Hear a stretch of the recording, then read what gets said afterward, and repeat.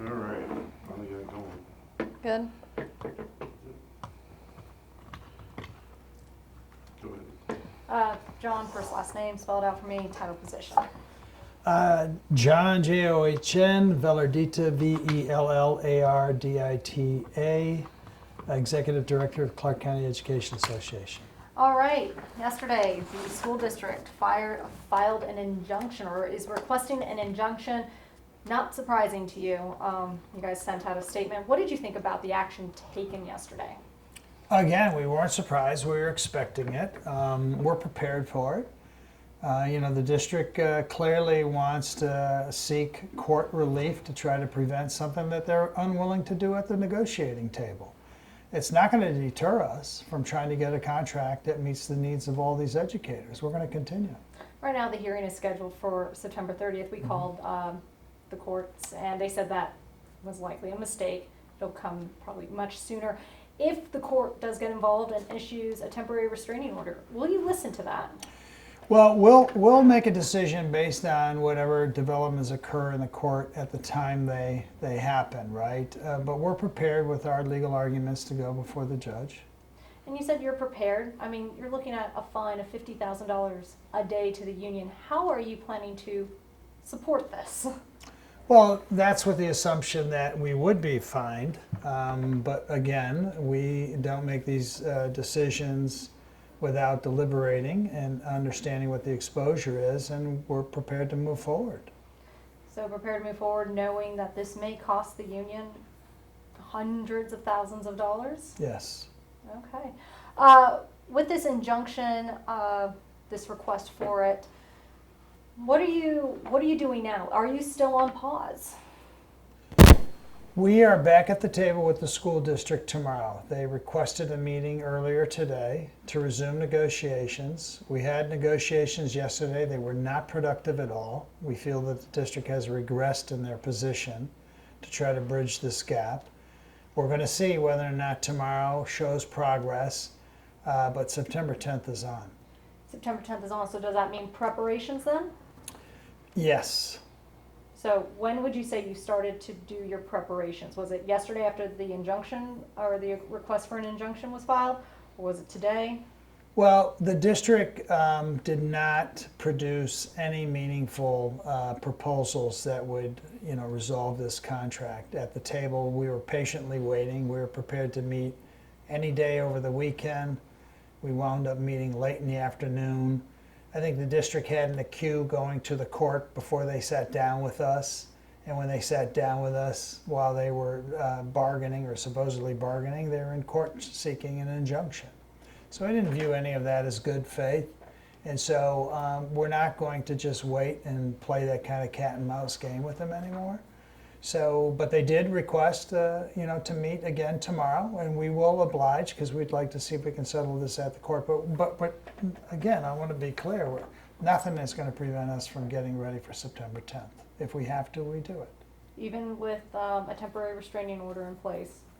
Like I said, we'll deal with any kind of court decision as it happens. But as of right now, nothing like that is deterring our efforts to try to secure an agreement. When reading through this paperwork, the district brings up brings up your timeline and whatnot. Also brings up the collective bargaining agreement that you signed too. And in it, it says the district needed enough money from the 2019 legislative session for the column movement and everything else. So district is saying they don't have enough money. This is all they've got. But you're saying you were up there. Did you specifically ask Jara, do you have enough money for the call movement? Because there were 4 big issues you have been just on about.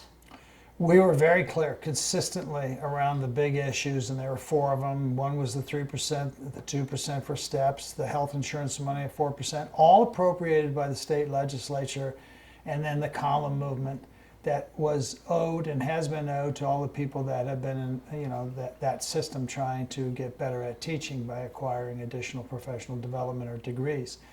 We were assured by the superintendent when he walked away at the end of that session that the last $52 million that the leadership moved to the Clark County School District was enough for him to meet those employee compensation issues, as well as not have to make any cuts to the classroom in terms of teacher positions or increase class sizes. With that understanding, I think all parties knew that that was over. The governor knew that that was it. The legislative leadership knew it was it. We walked away with it, understanding that it was it. It was a surprise to us to learn later that the district's position was they didn't have money for that. So, going forward, how many are you expecting then to strike? Because I know that you have a roughly 11,000 members. I mean, that's about 54% of the educators here in the district. I know you're saying you're not encouraging them to all go on strike because it is illegal, but how many do you really think you'll get out on the streets? Quite a bit. We think the support for it is growing. I mean, I think last Thursday is an indication of a sign of things to come. There was well over 1,200 educators that showed up at a school board meeting outside in 107-degree heat for 3 hours, many of them traveling across the valley after a 12-hour day. And I think, you know, we're at that point that people are saying enough is enough. It's called the tipping point. And it's not something that's emerged over the last few months. These educators have never recovered what they've given up since the Great Recession in this school district. They've suffered years of step freezes. In some cases, they've had their salary rolled back. They have had their funding for health insurance put on hold for almost 10 years at one point. So, you know, I think that the trust and confidence in the school district at this point is at an all-time low, and people are prepared to take action. So we expect to have a very good participation number. The district, though, has your collective bargaining agreement, that contract that you signed, and it does specifically say in it they'll only give that money if they get it. And they got it. That's what you're saying, but they're saying they don't. Well, you know, that's a difference of opinion, and I can see why they're saying it. It's a justification why they don't want to live up to a commitment they made 3 years ago to those educators. They had 3 years to budget for that money, okay? This is not something that all of a sudden the bill came due, you know, with a few days' notice. They've known for 3 years how many people would be owed a salary advancement when they completed their professional development. So this is no surprise. They have the money, we secured the money, and so we're very comfortable with our position. When you say you secured the money, how do you know that money is not going towards, say, that 4% towards the medical plan or the 2% step increase? How do you know it's not going there? Well, that money is not going. That money is specifically appropriated by the legislative leadership to what it's intended for, a 3% salary increase, the step increase, and health insurance. It can't be used for anything else other than that. That doesn't mean the district doesn't have additional resources, right? Additional funds to pay this issue. So, we're, what, now 2 weeks away from a potential strike. You're meeting with the district tomorrow, but you're also starting preparations. When you go into tomorrow's meeting, are you going to be saying, hey, let's start talking about how to accommodate special needs students and whatnot? Because I know you've said you have suggested that. So we're going into negotiations to negotiate a settlement if at all possible. But we've made it very clear to the district, not once but twice, that we're open to making accommodations in a number of areas, whether they're special need students or whether it's students that rely on the district as a safe place to be at, and or meals, whether it's 3 meals a day or some of the meals a day. We've made that offer. So that means if you make that offer, the school stays open. Teachers who go on strike, they're not going to get paid, and if it is open, they're not going to be making up instructional days. Well, we'll see, right? I mean, those kids in those buildings won't be taught.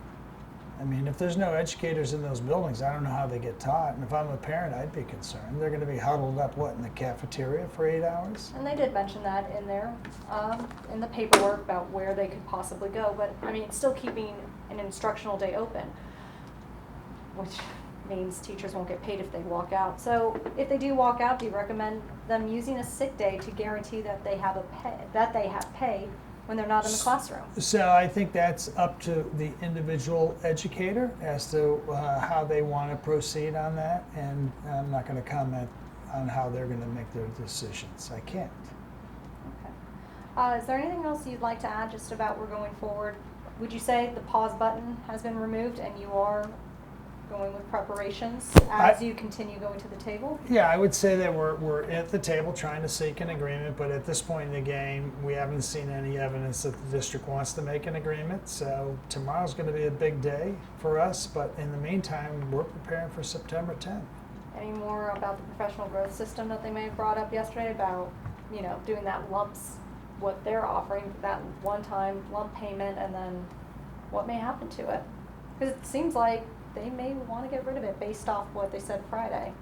Well, it's not may. They've clearly presented to us that they want to get rid of it, and they have nothing to replace it by, except they've made some comments about a system that would reward educators, reward them based on merit, based on performance, and that's just unacceptable. We're not going down that path. I mean, these no student is the same in any class, in any school in this district. There's all kinds of differences and challenges with the student population.